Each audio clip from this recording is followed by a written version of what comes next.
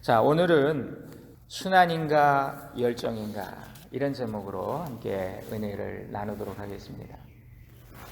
우리가 지금 사순절 기간을 보내고 있는데요. 사순절 다 아시다시피 렌트라 그래가지고 제 수요일부터 시작을 해서 부활절까지 주일을 제외한 40일 동안 우리가 주님의 생애와 사역과 죽으심을, 고난과 죽으심을 묵상하는, 그리고 부활을 기다리는 그런 기간입니다. 그러니까 정확히 말하면 부활절로부터 46일이에요.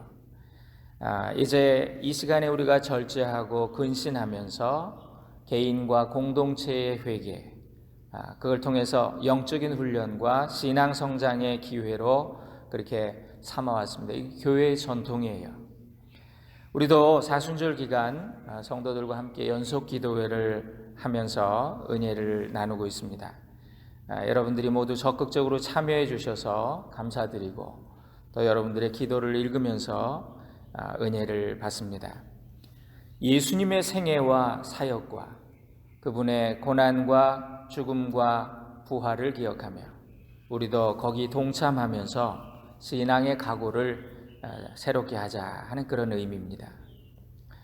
예수님의 생애에 대한 많은 영화들이 있어요. 근데 그 중에 제일 유명한 것이 멜 깁슨 감독이 만든 The Passion of the Christ라고 하는 여러분 한국말로는 그리스도의 순환이라 이렇게 번역이 된 영화입니다.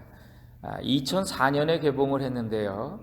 이 영화가 예수님이 십자가에 달리시기 전 12시간 동안의 일을 성경 내용을 바탕으로 또 고증을 해서 예수님의 순환을 아주 제일 사실에 가깝게 잘 묘사한 영화라는 그런 평을 받고 있습니다.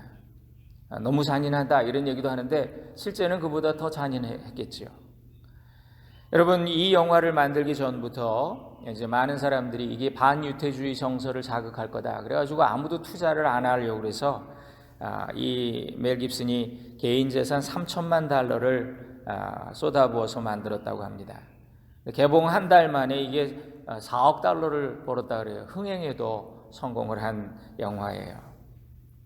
이 영화를 보다가 심장마비로 2명이 죽었고요. 지금 모르겠어요. 그 당시에 이제 이게 막 뉴스에 나왔던 얘기입니다. 임신한 애인을 살해한 뒤 자살한 것처럼 꾸몄던 미국의 한 21살짜리 청년이 이 영화를 보다가 자기의 죄가 떠올랐다면서 자수를 한 거예요. 또 94년에 폭탄 테러를 저지른 노르웨이의 신나치주의자 청년이 이 영화를 보다가 양심의 가책을 받고 10년 만에 자수한 그런 사건도 있었습니다. 플로리다에서는요, 은행 강도가 이 영화 보고 자수했다는 그런 얘기도 있고 아주 숱한 화제와 뉴스거리를 낳았던 그런 영화입니다. 2000년 전에 예수님이 탄생하실 때 그 소식을 듣고 온 예루살렘이 소동한지라 그랬어요. 그런데 2000년 후에 한 편의 영화로 예수님 다시 태어나셔서 그 예수님 보고 많은 사람들이 소동하는 그런 걸 봅니다. 예수님의 생애는 이렇게 시대를 넘어서 오늘까지도 강력한 영향력을 미치고 있는 거예요. 근데 이 영화가 나오면서 이게 크리스찬뿐만 아니라 일반인들에게까지도 예수님에 대한 관심을 불러일으켰어요. 지금도 고난주간이 되면 많은 교회가 또 일반인들을 상대로 해서 이렇게 이 영화를 다시 상영합니다. 이 영화로 인해서 신학적으로 뿐만 아니라 여러 가지 문화사적으로 다양하게 예수님을 재조명하는 그런 물결이 또 일어났어요. 그래서 제가 어떤 전문가, 경영학 전문가인데요. 이 서정아 박사라는 분인데 예수님의 리더십과 목회자의 리더십을 이렇게 비교하는 그런 논문을 쓰셨더라고요. 그래서 그 논문도 읽어봤습니다. 경영학자가 분석한 예수 그리스도의 리더십은 어떤 건가? 이런 걸 이제 참고로 하는 거죠. 성경을 통해서 보면 예수님은 탁월한 리더십의 소유자였는데 카리스마가 있었고 영감이 있었고 개별적인 배려가 있었고 지적인 자극이 있었던 그런 아주 탁월한 리더였다. 리더십의 중요한 요인들을 그분이 잘 발휘하셨다. 그래 이제 이런 걸 세상 사람들에게도 어필을 하는 거예요. 먼저 예수님은 사람 낚는 어부라고 하는 고차원적인 목표를 제시했습니다. 그래서 그의 추종자들, 제자들을 비롯해서 그를 따르는 자들을 변혁시켰어요. 그들의 인생을 바꾸어 놓았습니다. 리더는 집단에게 정당하고 또 좋은 목표를 제시하는 사람이라는 거죠. 둘째로 예수님의 리더십의 특징 중에 하나는 개별적인 배려였다 그래요. 예수님은 가난하고 소외된 자, 병든 자, 죄인들을 일일이 만나 주셨어요. 그리고 그들이 필요로 하는 치유와 사랑을 베풀어 주셨습니다. 개개인을 배려하시면서 철저히 이타적인 삶을 사셨던 예수님, 그분의 특징적인 리더십이었다는 거예요. 또 셋째로 예수님은 자신을 따르는 자들에게 끊임없는 지적인 자극을 주셨다는 거예요. 이미 알고 있던 그 지식에 거기 갇혀 있는 자들에게 그 한계를 넘어서 새로운 단계로 나아가도록 도와주셨다는 거예요. 예를 들면 안식일 계명이 있잖아요. 그런 율법, 그러니까 안식일 유대인들은 이것도 하면 안 되고 저것도 하면 안 되고 그 안식일에 하지 말아야 될 규정이 너무 많아가지고 도대체 아무것도 할 수가 없는 거예요. 너무 형식적이고 부정적으로만 그 율법을 강조했던 거죠. 그걸 비판하시면서 유대교의 전통과 구습을 거부하고 당시로서는 정말 파격적인 그런 제안을 하셨어요. 안식일은 너희가 생각하는 것처럼 그렇게 단순히 일을 쉬는 날이 아니다. 안식일은 내 일을 쉬고 하나님의 일을 하는 날이 안식일이다. 그리고 안식일은 세상의 욕심을 채우는 그 일을 쉬고 하나님의 일을, 하나님의 영광을 위해서 하는 날이다. 선한 일을 하는 날이 안식일이다. 이렇게 말씀을 해석을 해주시는 거예요. 그러니까 예수님은 과거를 답습하면서 문제의식도 없이 그냥 무사안일에 빠진 그런 종교적인 매너리즘, 종교적인 그런 삶에 대해서, 굳은 삶에 대해서 도전하셨다는 거예요. 그분을 따르는 추종자들에게 삶을 새롭게 바라봐라, 하나님의 관점에서 다시 바라봐라, 그렇게 새로운 시각을 제공한 아주 미래지향적인 리더였다. 그렇게 이제 경영학자가 이렇게 하는 말이에요. 예수님의 리더십에서 가장 감동적인 것은 바로 예수님이 자기 희생적인 리더였다는 거예요. 예수님은 하지 말라는 규정만 피해다. 나 요거 안 했어, 저거 안 했어. 바리새인들이 그랬지요. 그게 신앙이 아니다. 너희가 사랑의 법을 알고 하나님을 알면서 알고도 행하지 않은 그것이 죄다. 그렇게 말씀을 해주셨던 거예요. 바리새인들은 나는 살인, 도적질, 간음, 거짓말 이런 거 안 했어 라고 자기 만족에 빠져 있을 때 너는 구체적인 사랑을 그럼 실천했느냐? 주님의 계명, 내가 새 계명을 너희에게 준다. 서로 사랑하라. 너는 그 사랑을 실천하고 있느냐? 이런 질문을 하셨던 거죠. 그러니까 예수님은 이런 새로운 가치관을, 이런 새로운 사고방식을 열정적으로 그 제자들에게 선포했기 때문에, 가르쳤기 때문에 당시의 종교적인 또 정치적인 기득권자들에게는 위협이 됐던 거예요.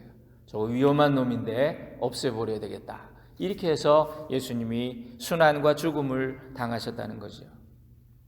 그러니까 인류의 역사를 통해서 이 예수님만큼 큰 영향을 끼친 인물이 없을 정도로 그분의 생애는 오늘을 사는 우리 현대인들에게도 많은 것을 가르쳐주고 계십니다. 자, 우리는 예수님을 통해서 뭘 배우고 있습니까? 예수님은 당신 앞에 주어진 처절한 순환과 십자가의 길에서 단 한 번도 어쩔 수 없이 당하는 그냥 그런 처지에 있지 않으셨다는 거예요. 예수님은 처음에 자신이 마셔야 할 잔이 얼마나 쓴 잔인지, 또 당신이 걸어야 할 길이 얼마나 가시밭길인지 그거를 알고 계셨어요. 인간적인 그런 마음을 가지고, 그런 육신적인 약함 때문에 겟세마네에서 기도를 하셨어요. 땀방울이 핏방울이 되는 것 같은 기도를 했다 그러죠. 그때 사탄이 뱀의 모습으로 접근하면서 유혹합니다.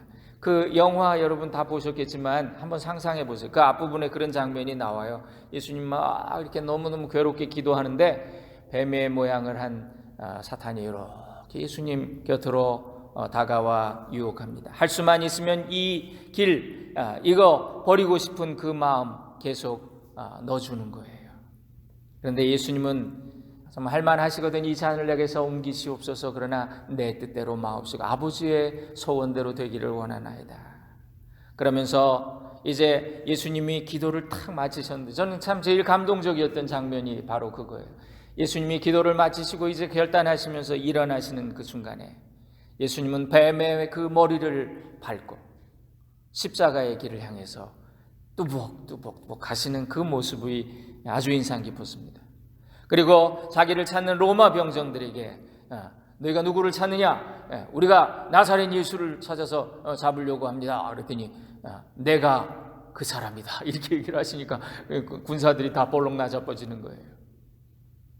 자신을 드러내시고 예루살렘에 입성하실 때도 대제사장들 앞에서도 빌라도의 법정에서도 자신의 정체를 분명히 나타내셨어요. 고난과 죽음의 길을 가기로 결정하신 이후에는 그 길을 적극적으로 가셨어요. 그리고 한 번도 비굴한 모습을 보이지 않으셨어요. 예수님은 그 십자가의 순환을 자발적으로 그리고 기쁘게 열정으로 받아들이셨다. 이게 놀라운 비밀이라는 거죠. 그래서 그리스도의 패션, 그리스도의 순환을 패션이라 그러는데, 패션이 원래 무슨 뜻이에요? 열정이라는 뜻이죠. 그분의 패션 순환은 그분의 패션 열정으로 이루어낸 것이다. 마치 passionate passion이라고 할 수 있을까요? 열정적인 순환. 결국 예수님은 하나님의 구원의 역사를 이 열정적인 순환으로 이루어내셨어요. 예수님은 말씀하셨습니다. 누구든지 나를 따르려거든 자기를 부인하고 자기 십자가를 지고 나를 따라야 할 것이다. 예수 믿는다는 건 예수님을 따른다는 거예요. 주님, 제가 주님 믿어요. 근데 주님 먼저 가세요. 제가 천천히 따라갈게. 뒤돌아보지 마시고 가셔. 이거 아니라는 거예요. 예수 믿는 건 예수를 따라간다는 거예요. 그렇다면 나 예수 믿는다고 말하는 우리가 과연 어떻게 그분을 따르고 있는가? 여러분은 어떻게 따르고 계십니까? 내가 걷는 이 길 정말 힘겨운 순환이다. 늘 수동적으로 괴로워하며 그렇게 그냥 따라가다 어떻게 보면 질질 끌려가는 거야. 안 갈 수도 없고 이러면서 지쳐서. 예수님처럼 기도하며 두려움과 회의를 심는 사탄의 머리를 짓밟고 그 길로 분연히 나가는 그런 열정적인 제자의 삶을 살아야 할 것이 아닌가. 가끔 북한 뉴스를 보면 아나운서들이 영웅적으로 살고 영웅적으로 투쟁하자 박수 치죠. 아유, 개인을 우상화하는 한낱 낡은 이데올로기를 위해서도 그들은 그렇게 열정적이에요. 그런데 우리가 누구입니까? 천국의 영생을 상속할 하나님의 자녀들 아닌가요? 우리야말로 영웅적으로 살아야 하지 않겠습니까? 우리야말로 열정적으로 그 고난과 십자가를 져야 되지 않겠습니까? 열정적으로 우리가 예수 믿어야 되지 않겠어요? 여러분의 신앙생활은 순환입니까? 열정입니까? 예수 믿는 것이 고역이 될 수도 있어요. 그러나 기쁨이 될 수도 있어요. 여러분은 예수 믿는 재미가 있으신가요? 요한복음 1장에 보니까 말씀이 육신이 되어 우리 가운데 거하시며 우리가 그의 영광을 보니 아버지의 독생자의 영광이다. 은혜와 진리가 충만하더라 그랬거든요. 말씀이, 보이지 않는 진리가 육신이 됐다. 삶으로 실제로 나타났다. 신이 인간 되셨다. 만일 하나님의 아들 그리스도가 천상의 보좌에만 앉아 계셨다면 어찌 우리 인간들을 아신다고 이해한다고 말씀할 수 있겠어요? 히브리서 4장에도 보니까 우리에게 있는 대제사장은 우리의 연약함을 동정하지 못하실 리가 아니요 모든 일에 우리와 똑같이 시험 받으시니로되 죄는 없으시니라 그랬거든요.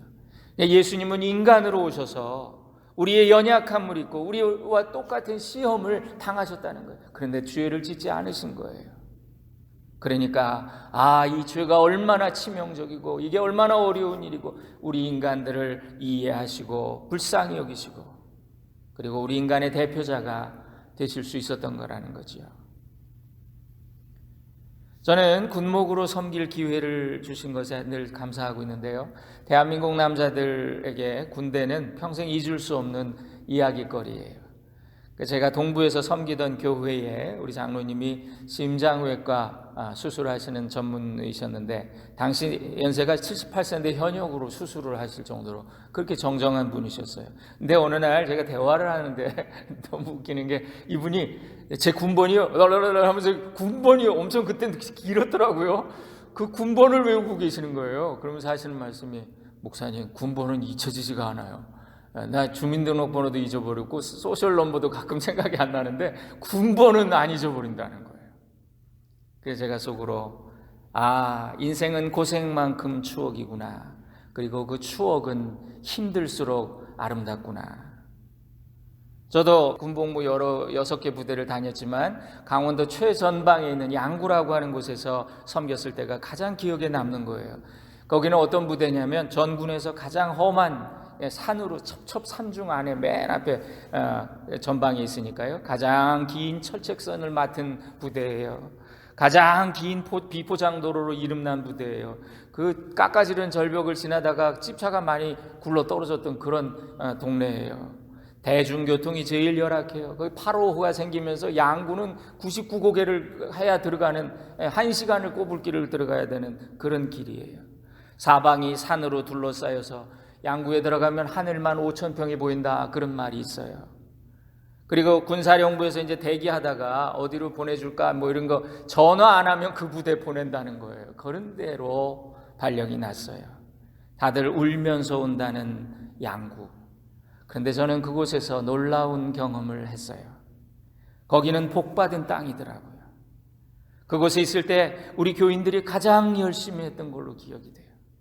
군 지휘관들은 위수지역이라는 게 있습니다. 그래서 1시간 거리를 벗어나면 안 돼요, 부대에서. 그런데 이 양구는 1시간에 갔다 올 수 있는 거리가 없어요. 그래서 병사들은 외박을 보내주면 외박은 하룻밤 자고 들어와야 되는데 갈 데가 없으니까 교회 와요. 목사님 영화 보여주세요 그러면서. 그러니까 이 친구들이 밖에 나가면 뭐예요? 맨날 술 먹고 여자 만나러 다니고 그런 죄를 짓지 않던 그리고 교인들은 갈 데가 없으니까 교회 다니는 재미로 살다가 그 믿음이 회복이 되는 양구가 참 대단한 곳이구나. 하나님이 택하신 자들을 외롭게 만드셔서 정말 그곳에서 하나님만 사랑하도록 만드는 곳 거기가 양구구나. 복된 땅이구나. 때로 우리 인생에서 남들과 단절된 것, 세상과 단절된 것 같은 그런 고난의 순간 하나님 우리의 인격을 고상하게 만드시고 우리의 신앙을 순수하게 만들어주시는 그런 기간이구나, 그런 장소구나 생각이 든 거예요.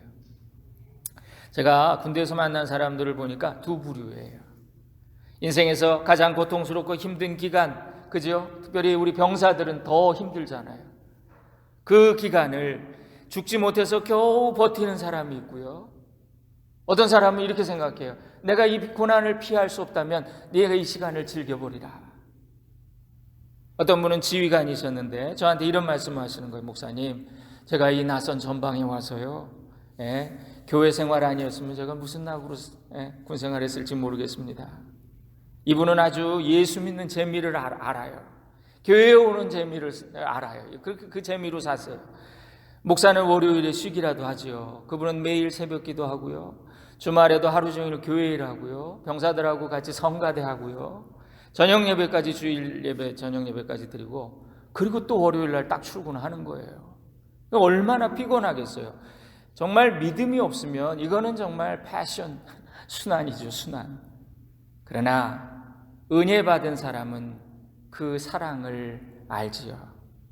그래서 하나님이 내게 베풀어 주신 사랑이 얼만데 내가 받은 은혜 생각하면 정말 시간과 재물과 정성과 몸을 바치는 그거를 너무나 당연한 일이라고 생각하는 거예요. 신앙의 패션, 열정이 있는 거, 믿음의 열정, 이게 은혜가 아니겠어요? 제가 평택에서 첫 목회를 전도사로 시작을 했는데요. 시골 목회를 할 때 우리 교회에 한 권사님 네 분이 오셨습니다. 그 당시에 이제 40대 중반인데 그렇게 큰 교회에서 섬기다가 어떤 문제가 있어가지고 낙심을 하고 우리 교회로 오셨어요. 이 건축회사 사장님이셨는데 돈 많고 집안 좋고 학벌도 좋고 정말 다 갖춘 사람이에요. 열심히 하는데 또 그러면은 또 교만할 만 하잖아요. 근데 얼마나 겸손하게 섬기시는지 이 젊은 전도사의 목회에 아주 큰 힘이 되어 주셨어요. 그때 어린 저는 그분들을 보면서 이런 생각이 들더라고요. 아니 저렇게 남부를 거 없는 저렇게 부족함이 없는 사람들이 도대체 왜 교회에 올까? 이런 생각이 들 정도로. 그런데 언젠가 그분이 저한테 이런 말씀을 하시는 거예요. 목사님, 제가 그래도 지금까지 살아보니까요 별거 없더라고요 인생이. 목사님, 예수 믿는 재미 없으면 어떻게 사나 모르겠어요. 저 세상 사람들 뭐하고 사는지 모르겠어요. 그런 얘기를 해주시는 거예요. 우리 신앙생활에 이 패션, 열정이 없으면 그 신앙은 정말 패션, 순환인 거예요. 일주일 내내 일하다가 우리가 주일 하루 쉬어야 되는데 예배드리고 교회일 해야 되니까 정말 힘들고 고통스럽죠. 우리에게 이 순환이 열정으로 다가올 수 있는 그런 은혜가 있기를 축원드립니다. 사랑하는 여러분, 예수 잘 믿는 게 진짜 복이잖아요. 그죠? 승진하고 돈 많이 벌고 보직이 잘 풀리고 그게 복이 아니던 거예요. 아닌 거예요. 뭐 직장에서도 그렇고 군대도 그렇고 다들 사람들이 저 사람 잘 나간다고 군대에서는 1차로 진급한다고 이렇게 말해요. 근데 1차가 내일 막차가 돼요. 참 이상해요. 오늘 부자가 말이죠. 내일 그냥 쫄딱 망하는데 먹을 게 없을 정도로 망하는 거예요. 저는 그런 걸 너무 많이 봤어요. 전후방 6개 부대에서 근무하면서 추억이 많아요. 제가 떠나온 부대마다 옛날 교우들을 만날 기회가 종종 있습니다. 제가 놀라운 걸 또 보았어요. 그 당시에 병에 걸려서 6개월 이상을 입원을 했어요. 군대에서는요, 진짜 한 달만 병원에 가 있어도요, 업무가 마비가 되고 이 사람은 이제 진급 끝났다. 넌 군생활 끝났다. 이러거든요. 근데 6개월을 병원에 누워있던 분이에요. 자기는 목사님, 저는 군생활 이제 끝났어요. 오래 못할 것 같아요. 그 당시에 그분이 중령이셨는데 몇 년 후에 만났는데 대령을 달고 있는 거예요. 그러더니 지금 올해는 제가 장군 진급을 바라보고 있습니다. 또 어떤 집사님은 당시에 군생활을 만기 전역, 이제 계급이 차가지고 기간이 돼서 저 진급을 못하면 이제 만기 전역을 제대를 하게 됐는데 이분이 나이 많은 중령이지요. 아파트를 분양 하나 받으려고 조합에 가입을 했는데 사기를 당하고 부도가 나가지고 말이죠. 그래 이분이 집 한 칸 없이 군생활 20-30년 하고는 그렇게 제대를 했는데 그 걱정을 했는데 그가 군에서 나간 후에 또 몇 년 만에 만났는데 이 얘기를 들어봤더니 어떻게 이렇게 공기업 비슷한데 어떻게 잘 취직을 했는데 아니 이분이 전문가거든요. 이 전투 군인이 아니라 이런 건축하는 쪽의 그런 군인인데 이분이 억대 연봉을 받고 있는 거예요. 그러면서 놀랐어요. 우리 인생만 사는 새옹지마구나. 우리 인생은 모르는 거구나. 여러분 우리 인생이 항상 잘 풀리기만 하나요? 꼬일 때가 더 많지요. 그래서 우리가 이 변하는 상황만 바라보면 우리 인생은 불행해져요. 아까 우리 장로님 기도 너무 잘해 주셨어요. 변치 않으시는 그 하나님만 우리가 바라보게 해달라고. 그 믿음을 붙잡아야 돼요. 여러분 믿음은 영원합니다. 믿음은 만능이에요. 믿음은 전천후예요.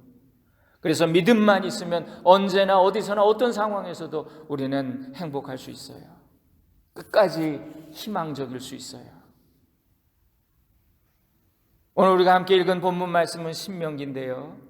여기 말씀해 보니까 우리에게 고난을 주시는 것은 하나님이 마침내 복을 주시기 위함이라 그런 말씀을 해주셨어요.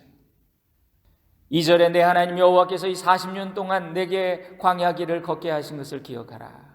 이는 너를 낮추시고 너를 시험하사 네 마음이 어떤지 너 하나님의 명령을 지키는지 안 지키는지 알게 하려 하심이라. 너를 낮추시며 너를 줄이게 하시며 또 너도 알지 못하면 내 조상들도 알지 못하던 만나를 내게 먹이신 것은 사람이 떡으로만 사는 것이 아니요 하나님의 입에서 나오는 모든 말씀으로 사는 줄을 내가 알게 하려 하심이니라.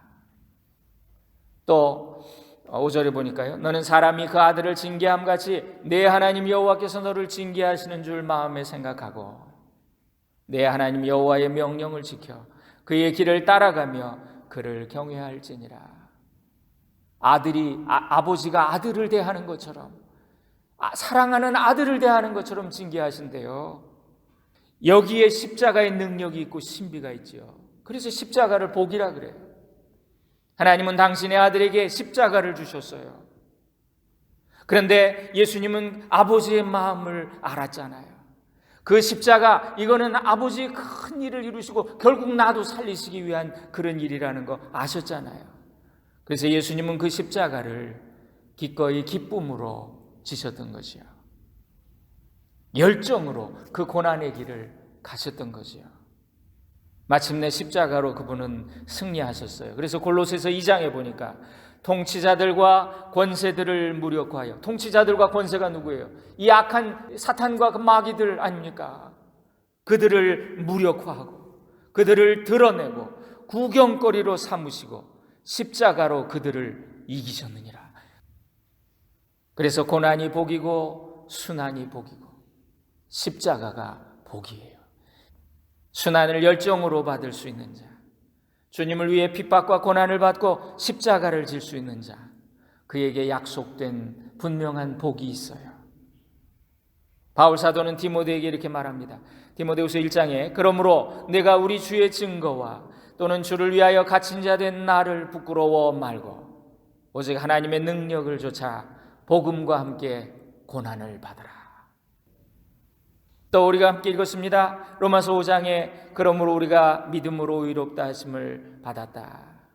여러분, 하나님과 화평을 누리는 자, 하나님의 영광을 바라고 즐거워하느니라.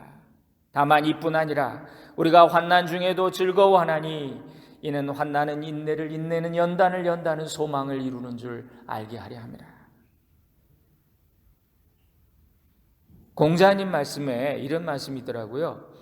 지지자 불여 호지자, 호지자 불여 락지자, 이런 말이 있어요. 이게 뭐냐면 지지자, 아는 사람은 좋아하는 사람만 못하고 좋아하는 사람은 그걸 즐기는 사람만 못하다. 하나님을 아는 자는 하나님을 좋아하는 자만 못해요. 하나님을 좋아하는 신앙은 하나님을 즐거워하는 신앙만 못하다는 거예요. 성경에 보니까 특히 시편에 하나님을 기뻐하고 하나님을 즐거워하라 이런 말씀이 많이 나오는 거예요. 시편 37편에 보니까 또 여호와를 기뻐하라. Delight yourself in the Lord. 여호와를 기뻐하라. 그가 내 마음의 소원을 이루어 주시리로다. 시편 32편에 보니까 너희 의인들아 여호와를 기뻐하며 즐거워할지어다. 마음이 정직한 너희들아 다 즐거이 외칠지어다. 또 시편 119편에 보니까 여호와여 내가 주의 구원을 사모하여 싸우며 주의 율법을 즐거워하였나이다. Your law is my delight. 오늘 말씀의 결론은 이거예요. 사랑하는 여러분, 하나님을 즐거워하세요. 그의 법을 기뻐하세요. 예수 잘 믿으시는데요, 순환으로 믿지 마시고 열정으로 믿으세요. 오늘 우리가 찬양했지요? 참 기쁜 마음으로, 그죠? 옛날 가사를 보면 즐거운 마음으로 십자가 지고 가라. 내가 기쁘게 십자가 지고 가면 슬픈 마음이 위로받네. 우리 예수님처럼 열정으로 그 고난의 길을 가면, 처음엔 우리가 십자가를 무겁게 메고 가요. 그러나 나중에는 십자가가 우리를 안고 가는 그런 체험을 하게 될 것입니다. 우리 예수님으로 인해 행복한 신앙인들, 그리고 예수님 때문에 행복한 인생들이 다 되시기를 주님의 이름으로 간절히 축원드립니다. 기도하겠습니다. 사랑하는 주님, 당신 앞에 주어진 고난의 잔을 믿음으로, 사랑으로, 소망으로 받으셨던 주님을 생각합니다. 뱀의 머리를 짓밟고 마침내 십자가를 향해 담대하게 나가셨던 주님을 묵상합니다. 죽음의 순환을 열정으로 감당하신 주님, 우리도 주님을 따르고 싶습니다. 최후 승리를 얻기까지 주의 십자가 사랑하리, 우리의 고백되기를 소원합니다. 그리하여 마침내 주님의 영광스러운 부활에 다 동참하는 믿음의 용사들 되게 하옵소서. 예수님의 이름으로 간절히 기도 올립니다. 아멘.